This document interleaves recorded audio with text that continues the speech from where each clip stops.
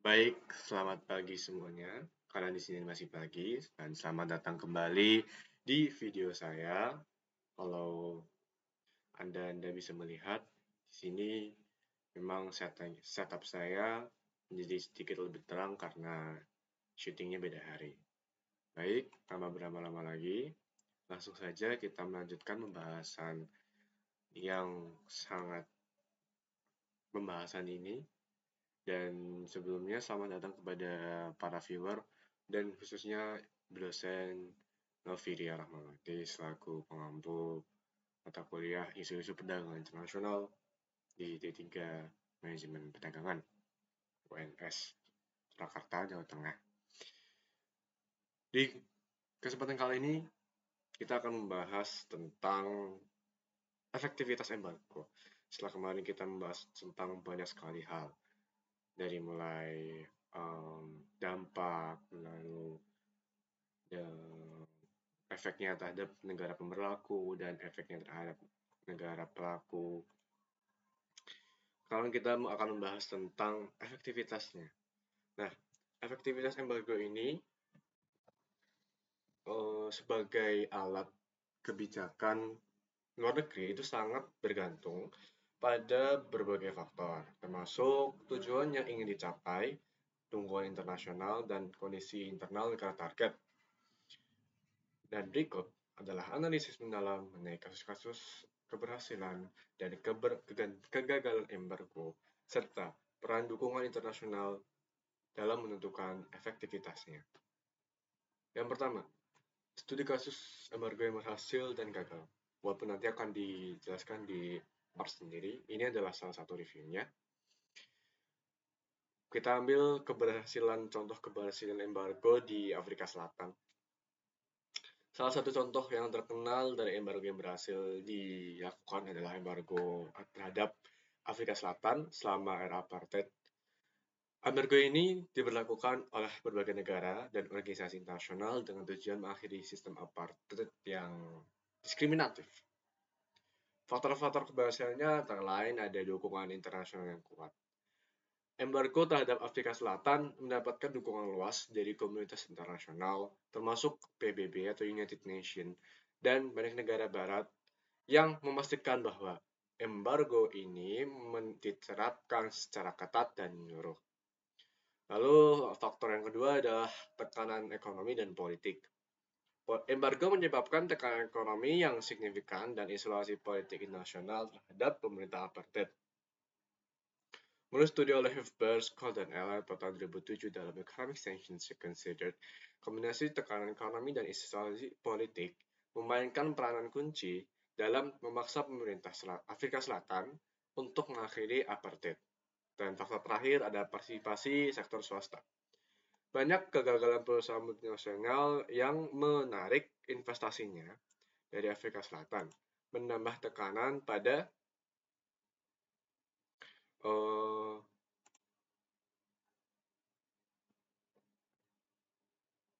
pemerintah apartheid.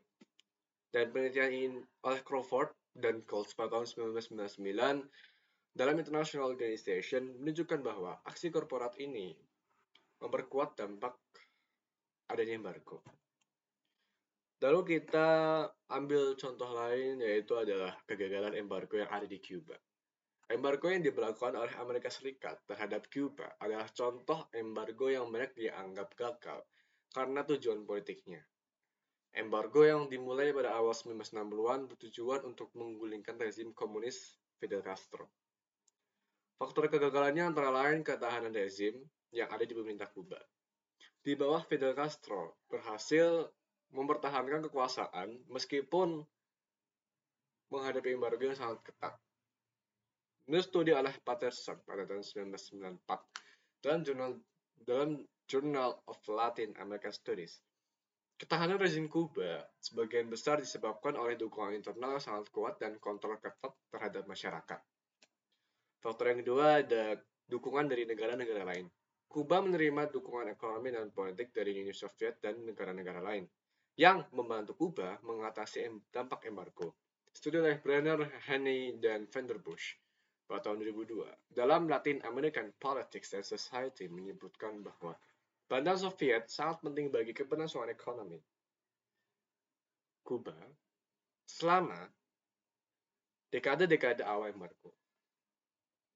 Dan faktor yang terakhir ada efek terbatas pada tujuan politik. Embargo gagal mencapai tujuan utamanya, yaitu menggulingkan pemerintahan Fidel Castro. Menurut penelitian oleh Picon pada tahun 2013,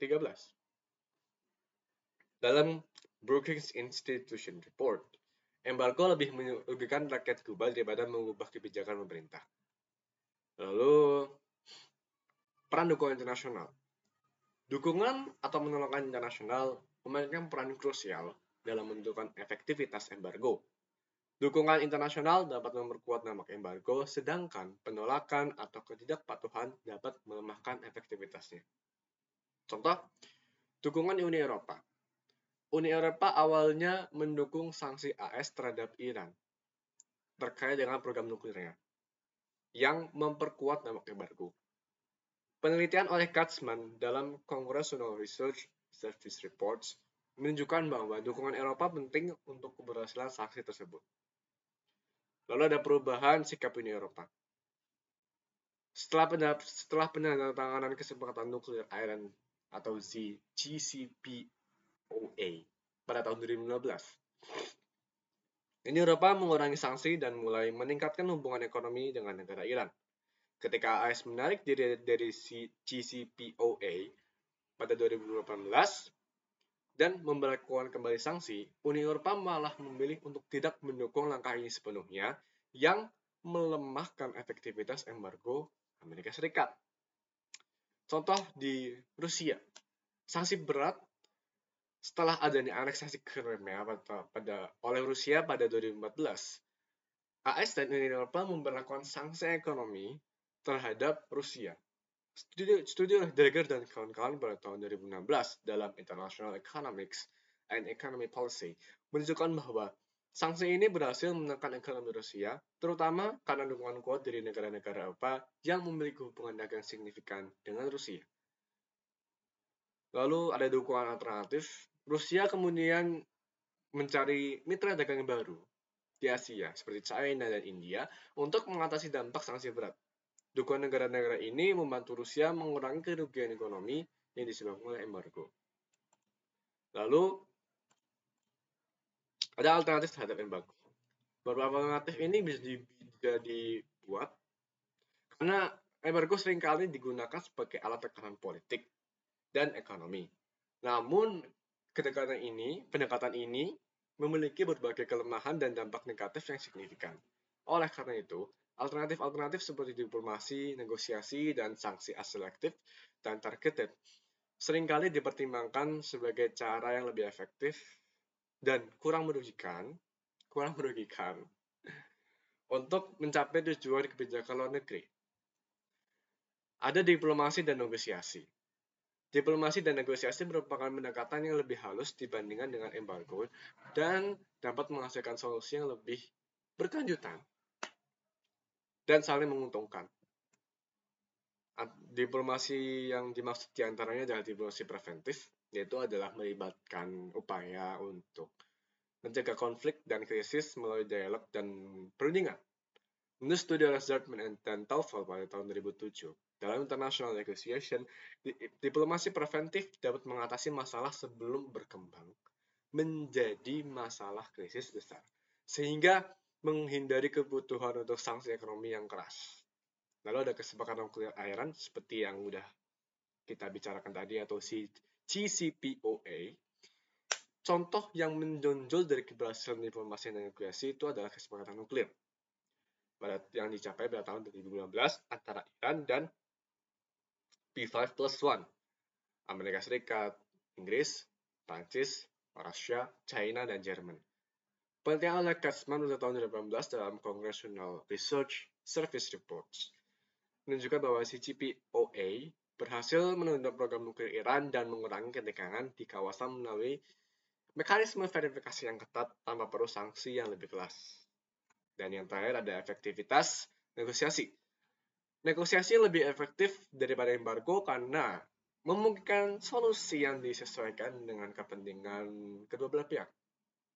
Studi oleh Crocker, Hampson, dan Ali pada tahun 2007 dalam Unleashing the Dogs of War menunjukkan bahwa negosiasi dapat mengarah pada hasil yang lebih stabil dan damai dibandingkan dengan penekasan koersif seperti embargo. Lalu selanjutnya ada sanksi selektif dan targeted. Sanksi selektif atau targeted sanctions adalah alat yang lebih spesifik yang bertujuan untuk menekan individu atau entitas baru yang bertanggung jawab atas tindakan yang tidak diinginkan daripada menghukum seluruh negara. Hal ini mencakup pembekuan aset individu.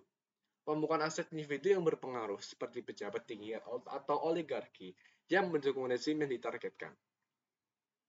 Penelitian oleh Cartwright dan Lopez pada tahun 2002 dalam The Sanctions Decade, pembekuan aset dapat sangat efektif karena menargetkan langsung kepentingan finansial individu yang berkuasa tanpa menyebabkan penderitaan yang luas di kalangan masyarakat umum.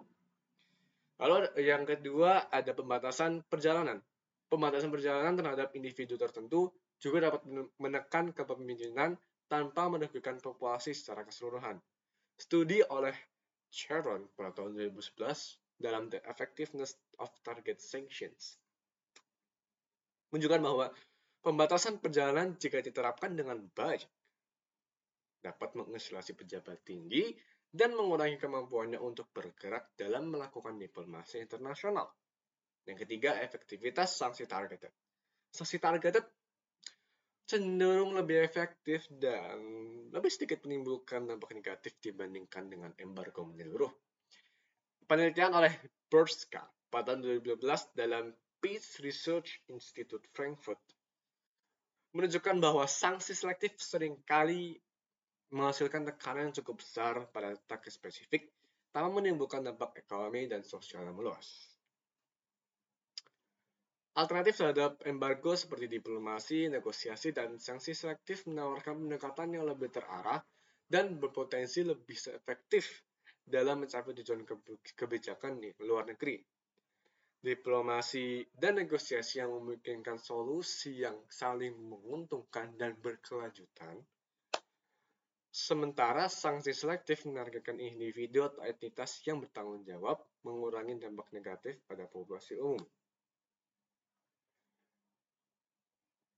Pendekatan-pendekatan ini memberikan fleksibilitas dan presisi yang lebih besar dalam menekan perubahan kebijakan tanpa menimbulkan penderitaan yang luas.